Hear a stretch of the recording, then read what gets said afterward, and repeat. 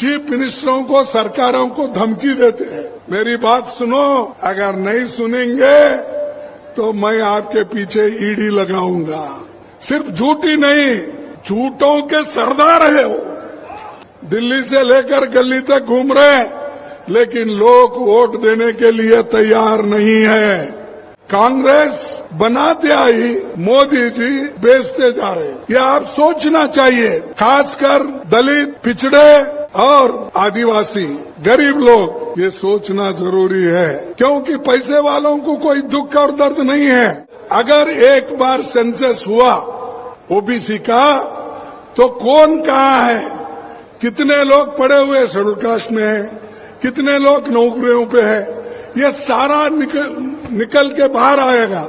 6 महीने हो गए, दंगे चल रहे हैं, लोगों को मार रहे हैं, महिलाओं को नंगे करके फिरा रहे हैं। मणिपुर में जो चल रहा है, मोदी साहब चुप बैठने के वजह से चल रहा है। भाजपा सरकार नगर नार स्टील प्लांट का जो प्राइवेटाइजेशन करना चाह रही है, अगर नगर नार स्टील कारखाने जो 2009 में अप्रूव हुआ था, लेकिन मोदी सरकार उसको आगे नहीं बढ़ा रही, क्योंकि ये सब प्राइवेट को देना चाहते हैं मोदी जी। क्योंकि जब प्राइवेट को देंगे तभी उनको कुछ मिलेगा। अगर सरकार करेगी तो गरीबों को मिलेगा। इसीलिए ये जो है स्टील प्लांट, इसको मजबूती के साथ आप लड़ना होगा और इसको बना के आप बताना होगा, क्योंकि इसका फायदा गरीबों के लिए है। करोड़ों रुपए का यहाँ पर व्यवहार होता है और युवकों को नौकरी मिलती है। इसीलिए ये जरूरी है कि पब्लिक सेक्टर या गवर्नमेंट इसको चलाए और मजबूती के साथ अगर इसको चला दिए तो हजारों लोगों को इसमें नौकरी मिलेगी। मोदी साहब हमेशा अच्छे इंस्टीट्यूशन को भी खराब करते हैं। कांग्रेस बनाते आई, मोदी जी बेचते जा रहे। हम लोगों को मदद कर रहे हैं, लेकिन वो उनकी रोटी रोजी छीन ले रहे हैं। यह आप सोचना चाहिए, खासकर दलित, पिछड़े, अति पिछड़े और आदिवासी, गरीब लोग, ये सोचना जरूरी है, क्योंकि पैसे वालों को कोई दुख और दर्द नहीं है। उनके पास बच्चों को पढ़ाने के लिए पैसे हैं, अच्छे से रहने के लिए पैसे हैं, अपने जीवन बिताने के लिए पैसे हैं, लेकिन गरीब अपने पेट भरने के लिए काम करता है और वो कुछ नहीं मांगता, हमारे हाथ को काम दो। और जो स्टेट में ये नरेगा का काम कराते हैं, उन चीफ मिनिस्टरों को भी सताते हैं। सेंट्रल से जल्दी फंड नहीं आती, उसके वजह से काम रुक जाता है। मोदी साहब यहां पर आए और छत्तीसगढ़ के जंगल, जमीन, पानी, इसके बारे में कुछ नहीं बोलते। उन्होंने यहां आए सिर्फ छत्तीसगढ़ के सरकार को गालियां देना और ये कहना, यहां तक मैं भी सुना कि ये सरकार गोबरी बेच के पैसा खा रहे हैं। अरे गोबरी बेच के पैसा अगर खाते तो इतना डेवलपमेंट छत्तीसगढ़ में नहीं होता। मोदी साहब को यह सहन नहीं हो रहा। वो हमेशा कांग्रेस को सरकार कैसा गिराए, और यहां तक उन्होंने कहा कि कांग्रेस अपनी पार्टी आउटसोर्सिंग की है। ये कहते हैं, अरे आउटसोर्सिंग तो उन्होंने किया, अदानी को दिया, बड़े बड़े लोगों को दिया, उनकी सरकार को, बीजेपी की सरकार को वो लोग चला रहे। यहां पर तो सिर्फ दो लोग चलाते हैं सरकार केंद्र की, एक तो मोदी साहब कहते हैं, दूसरा अमित शाह उसको अनुष्ठान में लाते हैं। दो ही लोग, दूसरे किसी को पता नहीं क्या होना है क्या नहीं होना है, लोगों के समस्याएं क्या है ये कभी उन्होंने नहीं पूछा। यहां तक कि अच्छा करने के बजाय चीफ मिनिस्टरों को, सरकारों को धमकी देते हैं। मेरी बात सुनो, अगर नहीं सुनेंगे तो मैं आपके पीछे ईडी लगाऊंगा। मेरी बात सुनो, अगर आप नहीं सुनेंगे इनकम टैक्स लगाऊंगा। इस ढंग से उन्होंने ईडी, इनकम टैक्स, विजिलेंस, सबको, सब पुलिस ऑफिसर इनको इस्तेमाल कर रहे हैं। ये जो मोदी करते हैं, हमेशा झूठ बोलते हैं। सिर्फ झूठ ही नहीं, झूठों के सरदार है वो। कोई आदमी, ठीक है भाई, पहले बोले वो कि मैं 2 करोड़ नौकरियां देता हूं, 2 करोड़ नौकरियां मिले आपको, तो हम समझेंगे चलो एक झूठ बोले। दूसरा बोले 15-15 लाख तुमको घर में तुम्हारे जेब में डालूंगा, बोले मिले, चलो ये भी एक झूठ है समझेंगे। और किसानों का आमदनी 2 गुना करूंगा, हो गया आपका। जो भूपेश ने दिया वही है आपके पास। मोदी का क्या है बोलिए। दिल्ली से लेकर गली तक घूम रहे हैं, लेकिन लोग वोट देने के लिए तैयार नहीं है। लोग कांग्रेस को चाह रहे हैं। आप ही देखिए, कर्नाटक के कोने कोने में छप्पे मारे, छप्पे वो गए, लेकिन वो हार के आए। हिमाचल में गए, वो हार के आए। अब ये 5 स्टेट का इलेक्शन है, यहां पर भी वो हार पाएंगे, वो हार जाएंगे।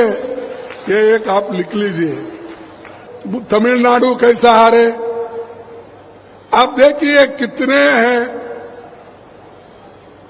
12, 15, 16 स्टेट हारे, फिर भी वो बात कहते हैं कि लोग मुझे चाहते हैं, इसीलिए मैं ये करता हूं।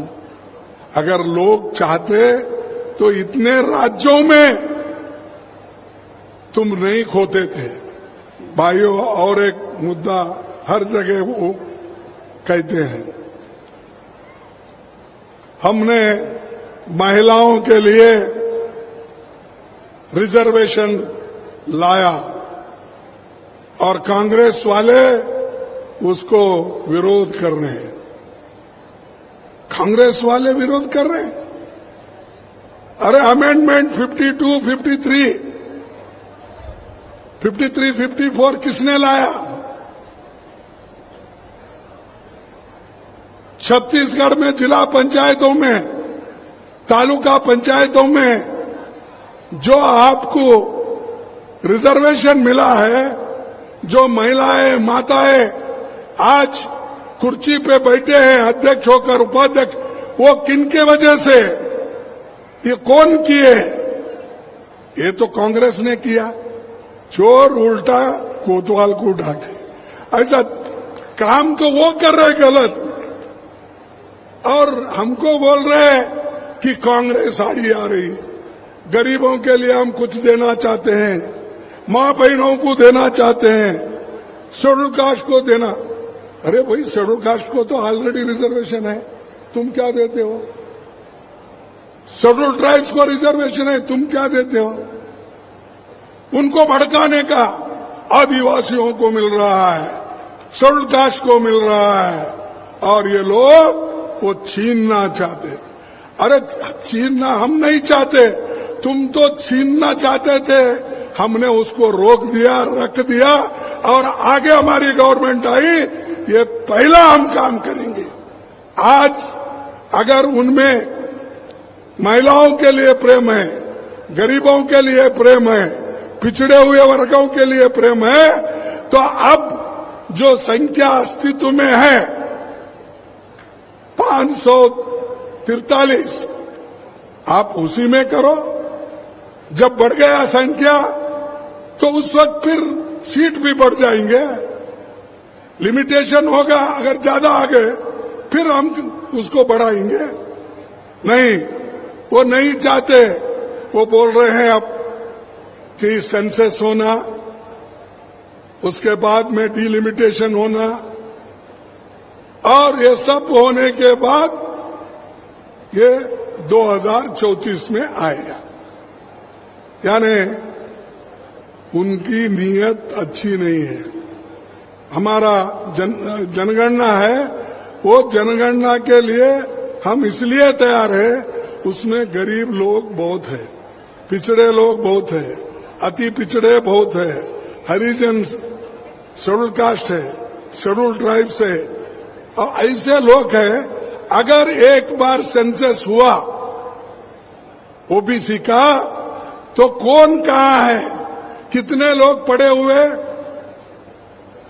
बैकवर्ड्स में है, कितने लोग पड़े हुए शेड्यूल कास्ट में है, कितने लोग नौकरियों पे है, ये सारा निकल के बाहर आएगा।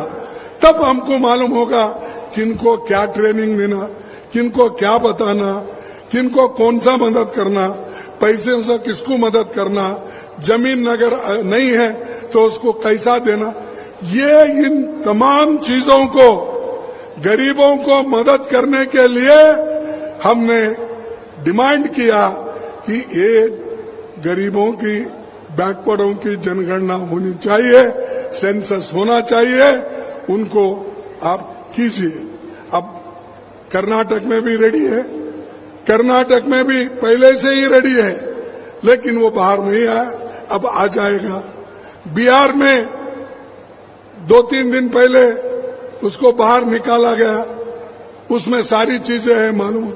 लेकिन मोदी साहब क्या कहते हैं, ये कांग्रेस वाले, ये अपोजिशन वाले देश को तोड़ने के लिए, लोगों में फूट डालने के लिए, महिलाओं में फूट डालने के लिए, महिलाओं के हकूक छीनने के लिए ये कर रहे हैं, ये उनका कहना है।